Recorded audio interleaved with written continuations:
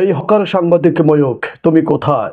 তোমার রাষ্ট্রের জনগণ তোমাকে যেভাবে জুতা পেটা করার জন্য তোমার বাড়ির চারপাশে ঘুরঘুর করছে, তোমাকে রাস্তায় পেলে বেদম পিঠাবে, এটা নিশ্চিত। তেমনি তোমার গলায় জুতার মালা পরিয়ে পুরো রাষ্ট্র কলকাতা তোমাকে ঘুরাবে।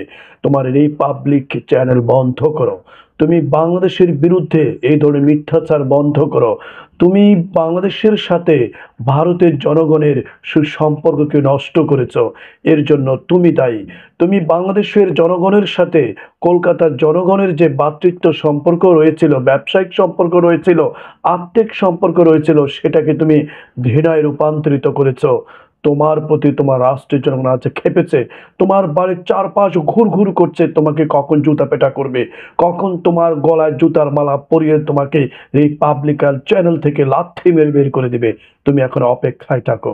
এই যে পেঁয়াজ আলু এখন আমরা তো তোমাদের কাছ থেকে আনি না, তোমাদের কাছ থেকে আমাদের আনার প্রয়োজন হয় না। আমরা নিজেরা উৎপাদন বাড়িয়ে দিয়েছি, উৎপাদন আরো বাড়াবো। আমরা আমাদের চাহিদা মতো পার্শ্ববর্তী দেশগুলো থেকে আমরা সেটা আনছি। আমাদের দেশে এখন পেঁয়াজের কোনো ঘাটতি নেই, ভারসাম্য চলে এসেছে। 60 টাকা, 50 টাকা, 70 টাকা দামে আমরা এখন পেঁয়াজ দেদারসে পাচ্ছি। চারদিকে এখন পেঁয়াজ আলু ভরপুর। কোথায় তোমাদের পেঁয়াজ আলু? তোমাদের পেঁয়াজ আলু আলু হলে কি আমাদের চলবে না? না হলে কি চলবে না? তোমাদের তো তোমাদের আম্মা জানে শেখ হাসিনা তোমাদেরকে তাবেদারি করে, তোমাদের তোষামতি করে, গোলামি করে সে বাংলাদেশের ব্যবসায়ীদেরকে ঠকিয়েছিল, বাংলাদেশের রাষ্ট্রের জনগণকে ঠকিয়েছিল। সে তো তোমাদের উপকারের জন্য এই পৃথিবীতে এসেছে। সে তো তোমাদেরই মা, এই জন্য সে তো তোমাদের কাজ করে গেছে। এখন যেহেতু তোমাদের মায়ের, তোমাদের মাতৃত্বের বন্ধন যখন তোমাদের কাছে গিয়ে পড়েছে, পালিয়েছে বাংলাদেশ থেকে, তখন তোমাদের খোমর পাশ হয়ে গেছে, তোমাদের গা জ্বালা দিয়ে উঠেছে, পিত্তথলিতে তোমাদের জ্বালা দিয়ে উঠেছে। এখন তোমরা আমাদের বিরুদ্ধে যে অ্যাকশন নিয়েছিল, বাংলাদেশের বিরুদ্ধে যে অ্যাকশন নিয়েছিলে, সেজন্য তোমাদেরকে আমি আন্তরিকভাবে বর্তমান নিউজ টিভির পক্ষ থেকে ধন্যবাদ জানাই। যদি তোমরা ঘৃণা যদি জন্মাতে না তাহলে আমাদের রাষ্ট্রের জনগণ বুঝতে পারতো না, এ রাষ্ট্রের মানুষ কিন্তু ঐক্য হতো না, এই দেশের কৃষকরা ন্যায্য দাম পেত না। তোমরা আরো যত বেশি সোচ্চার হবে, তোমাদের দেশ থেকে পণ্যদ্রব্য যত বেশি আমাদের দেশে না আসার জন্য ব্যবস্থা করবে, আসতে দিবে না, ততই আমাদের দেশের কৃষকের জন্য মঙ্গল, এদেশের জনগণের জন্য মঙ্গল। কারণ তোমরা অনেক সময় দেখা যায় প্রয়োজনের সময় তোমরা একেবারে পল্টি লও, তোমরা বেইমানি করো, তোমাদের পিঠের নিচে সবসময় একটা শক্ত ইট থাকে তোমাদের বিচারায়। কারণ তোমরা সব সময় বেইমানি করো, তোমাদের সত্য বলতে কিছু নেই, তোমরা মিথ্যের উপর ভিত্তি করে দাঁড়িয়ে আছো। ওই শুভেন্দু, তুমি কোথায়? তুই কোথায়? তোকে তোর রাজনীতির দলেরা, তোর রাষ্ট্রের জনগণরা তোকে জুতা দিয়ে পিটিতে পিটিতে রাস্তা শুয়ে ফেলেছে। তোর চারপাশে এখন শুধু জুতার মালা ঘুরছে। হ্যাঁ, বাংলাদেশে আলু পেঁয়াজ বন্ধ করে দেবে, বাংলাদেশে তোদের বিভিন্ন পণ্য বন্ধ করে দিয়ে না খাইয়ে মারবি। বাংলাদেশ মনে করেছিস এত এত হীনমন্য দেশ, এত দুর্বল দেশ? এদেশের জনগণ যুদ্ধ করে জয় করেছে। তোরা ভারতবাসীরা মুসলমানের উপর, মুসলমানের রক্তের উপর দিয়ে স্বাধীনতা পেয়েছিস। তোরা হিন্দুরা কোনোদিন যুদ্ধ করিসনি। যুদ্ধ কি জিনিস, কত ভয়াবহ শক্তি সাহসের, সেটা তোরা জানিস না। ওই বালের পারমাণবিক দিয়ে ভয়, ওটা দিয়ে গলার মালা দিয়ে ঘুরিস, কোনো কাজ আসবে না। এই বাঙালি কোনো দিন কোনো কুচ পরোয়া করে না। এই বাঙালি জাতি জেগেছে, জাগবে। বাংলাদেশকে ছোট মনে করেছিস, কিন্তু পেটের ভিতর এমন মোচড় দেবে, পুরা গু মুচ সবকিছু মাথার চারপাশ দিয়ে ঘুরে মুখ দিয়ে বেরিয়ে যাবে। অতএব তোর পাপের শাস্তি তোকেই নিতে হবে। তো রাষ্ট্রের জনগণের সাথে বাংলাদেশের জনগণের দেখ কি সুসম্পর্ক। তারা বলছে, তারা আহাজারি করছে যে বাংলাদেশের মার্কেট হারিয়ে তারা আজ পথে বসেছে। তারা বলছে তারা নাকি আত্মহত্যার মতো পথ বেছে নিচ্ছে। কেন? কেন এই ক্ষতি করেছিস তোর রাষ্ট্রের জনগণের? কি দরকার ছিল? রাজনীতির খেলা খেলতেছিস? তোর বোন, তোর মা পলাতক শেখ হাসিনার থেকে টাকা নিয়েছিস, সেই টাকা নিয়ে বাংলাদেশের বিরুদ্ধে তুই প্রপাগান্ডা ছড়িয়েছিস, ক্যাম্পাসার হয়েছিস। এখন দেখ তোর রাষ্ট্রের জনগণ তোকে জুতা দিয়ে পিটছে। এটা তোর জন্য লজ্জাজনক হওয়া উচিত। যদিও তোর কোনো লজ্জা নেই, তোর চেহারার মধ্যে লজ্জার কোনো ভাব নেই, তোকে চেহারা দেখলে বোঝা তুই বেয়াদব একটা। এখন দেখ তোর রাষ্ট্রের জনগণ তোকে কিভাবে অপমান অপদস্থ করছে। পেপার পত্রিকা নিউজ সবগুলোতে তোর হুঙ্কারের বদলে এখন তোর অপমানেরটাই এখন ছাপাচ্ছে। তোর রাজনৈতিক কেরিয়ারকে ধ্বংস করে দিয়েছে, কলঙ্কযুক্ত করেছে। এবার বুঝ, মমতা বন্দ্যোপাধ্যায় বুদ্ধিমত্তা খাটিয়ে আগ থেকেই তিনি নিজেকে সামলে নিয়েছেন। তিনি বুঝতে পেরেছেন বাংলাদেশের জনগণের সাথে, রাষ্ট্রের সাথে পাঙ্গা নিয়ে তিনি ইজ্জতহারা হবেন না। এটা ন্যায্য, এই অন্যায্যকে তিনি বুঝতে পেরে তিনি নিজে সরে গেছেন। সেজন্য তাকে ধন্যবাদ জানাই। এখন তুই বুঝবি তোর যন্ত্রণা, তোর রাজনৈতিক ক্যারিয়ারে কিভাবে কলঙ্কযুক্ত অধ্যায় সূচনা হয়েছে। সামনের দিন আরো ভয়াবহ হবে।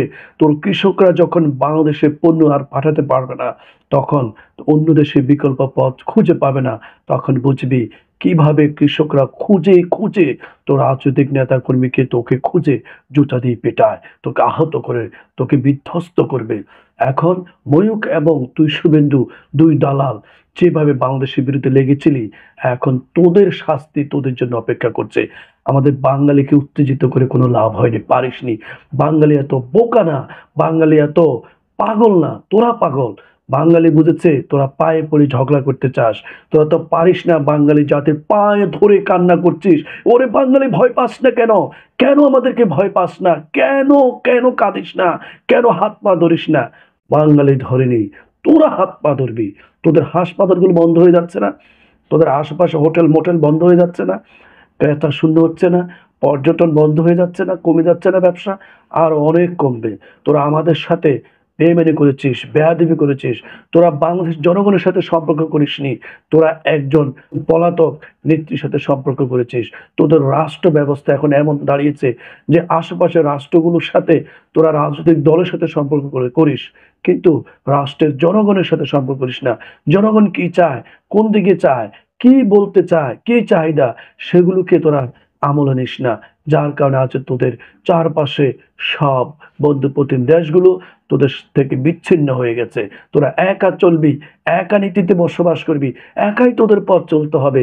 তোরাই তোদের রাষ্ট্রনীতি, পররাষ্ট্রনীতির কারণে আজ তোরা বিভিন্ন দেশ থেকে, আশেপাশে দেশগুলো থেকে বিচ্ছিন্ন হয়ে গিয়েছিস। তোদের সামনে দুর্ভোগ, সামনে দুর্ভাগ্য লেখা হয়ে আছে। তোরা মনে করেছিস বাংলাদেশের সাথে অন্য কোনো শক্তিধর রাষ্ট্র নেই, বাংলাদেশের সাথে সকল ক্ষমতাধর শক্তিধর রাষ্ট্র রয়েছে। এখন তো তোরাই বলেছি, একসময় বলতে কিছুদিন আগে বলেছিস ডোনাল্ড ট্রাম্প তোদের আব্বাজান, তোদের অভিভাবক, তোদের কলিজার বড় ভাই। হ্যাঁ, তোদেরকে কলিজা নিয়ে নাচে, কোমরে নিয়ে গলায় কোলাকুলি করে তোদেরকে জীবন ধন্য করে দিয়েছে।